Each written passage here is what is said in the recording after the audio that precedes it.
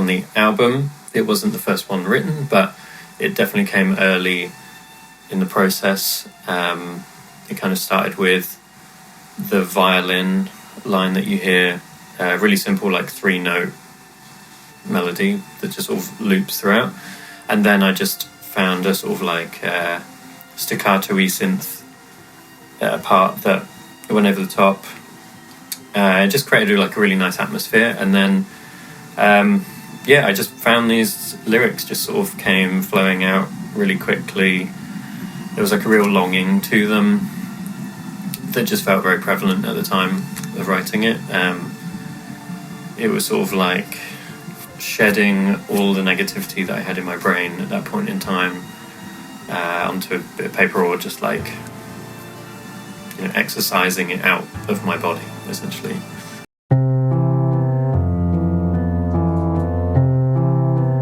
Forgotten Plans was actually instrumentally the first music I'd written for the album, and for a while that was going to be the opening song. But this actually was like informed basically my approach to a lot of the album, not just instrumentally but also just like vocally. So I had this instrumental idea that I didn't know what to do with vocally. I had the whole structure there, but I just didn't have any ideas, anything that seemed to like fit. So I just messaged my friend Emily, who performs in other bands, a friend of mine from Hong Kong, and I just asked her if she wanted to try putting some vocals on top. And then pretty quickly, I think within a day or two, she came back with most of what the song is. So it came back basically complete. I think she tweaked a few vocals when I asked her to record it like properly for the album. And so it's all the lyrics are hers, and then I just added an octave below. I just really loved the imagery that she created with her lyrics, and it was the first time I'd really collaborated outside of, you know, being in a band. So and that set the scene for what would be the rest of this album.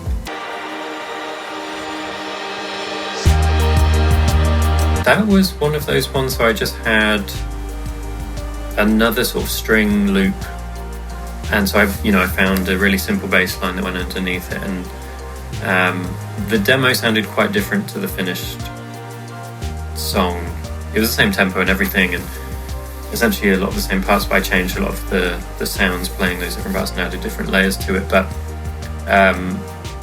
this was me sort of just singing over the top randomly, trying to stretch my vocals as far as I could, and then sort of going back through it and sort of combing through what I'd sort of said spontaneously, and then kind of some of it I kept and then other bits I added in. But it's very much like a story. It's not my experience. It's very much like a character who's just really opening up about how difficult they've found life, I guess. But in a way that is like a really liberating way. They're just so open that they're literally just spewing out all of them, like everything that they've experienced, in the hope that they have there's some kind of connection there.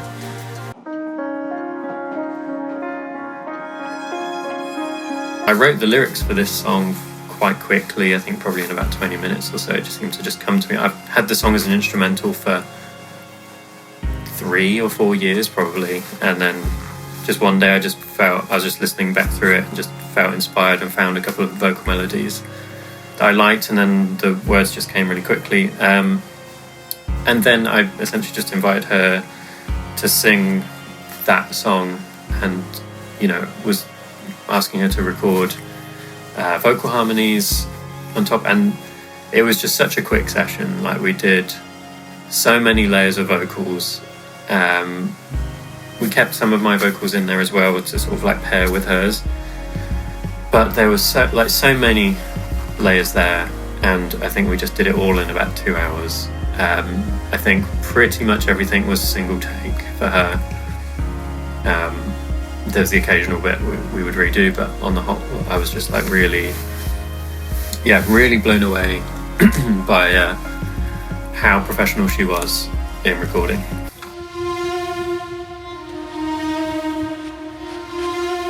I had the string part for probably about 4 or 5 years. It was just a 8-bar loop that went on for like 2 minutes and nothing changed and didn't go anywhere. I really loved like the harmony of it, and I knew it needed something to bring it to life a bit. So when we sort of re-recorded the parts, or we changed the sounds, I stripped them back so we have, you know, single string lines and then a dual part and then a trio part, another part drops out, and then for a very brief period of the song, maybe somewhere in the middle, it is like the full 4-part harmony with the bass, and then it gradually sort of dissipates again.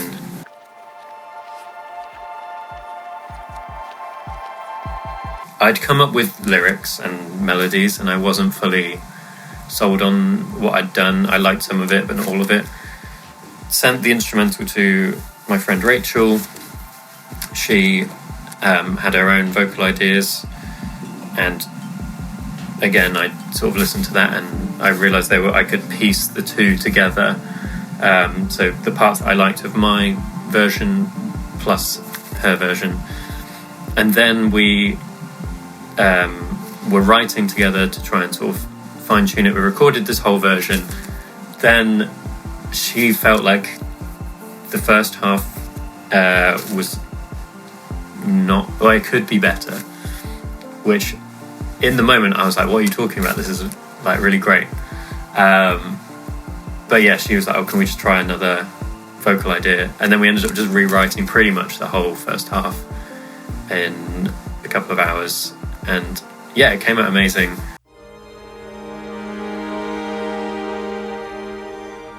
The first half of the song I had, like, that was it for a couple of years, and I just loved it, and I knew I needed to take it somewhere else, but I didn't know what to do for a while. And then I came up with this other part which I wanted to have this feeling of like ascension and like floating up, so there was like no, at least in the demo, there was like no low end at all. And then I asked my friend Kimmy, who I know is a really talented vocalist and amazing at making harmonies. I sent her the song and I said that I liked what I had done in the first half with my vocal. There was like a vulnerability there that I really liked and I wanted to keep. But I said, this second half, you know, here's the demo, but like it's all yours. Just go to town on it. And she did.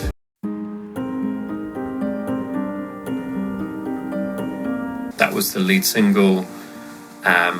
Yeah, this was like the most optimistic, I think, maybe on the album, of sort of trying to capture that feeling like the search is over.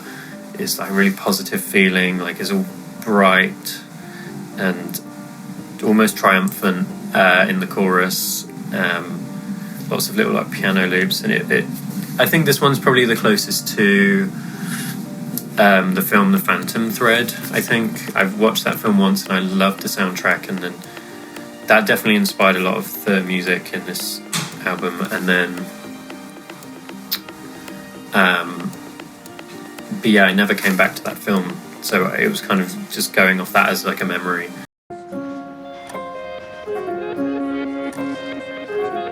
Starts similarly to Finally I Find You, but maybe a little bit more melancholic. There's a lot more sort of like sadness there,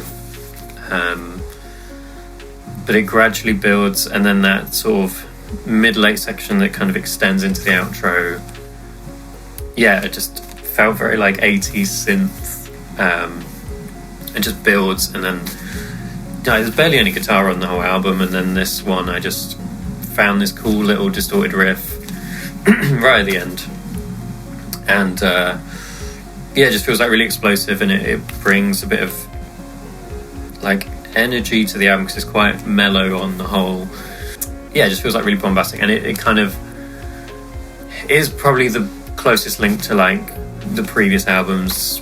I mean, most notably like the debut album, which is that mix of like classical and electronic and rock. So this song definitely taps into that without moving too far away from what the rest of the album is.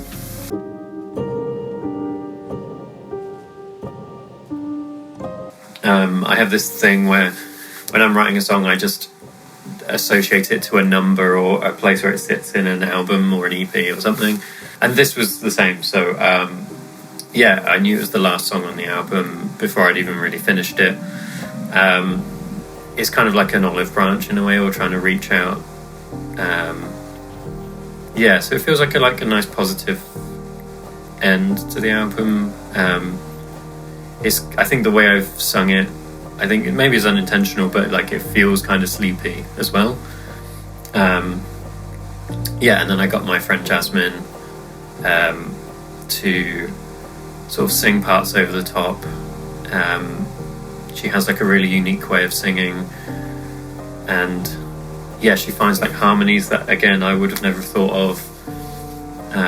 And it just gives this like really light, airy feeling to the album, and it just feels really dreamy. Whereas I feel like really sleepy in where I'm singing. Her voice is really like, it just creates a really nice atmosphere, and it's like a really calm, gentle way like to conclude the album.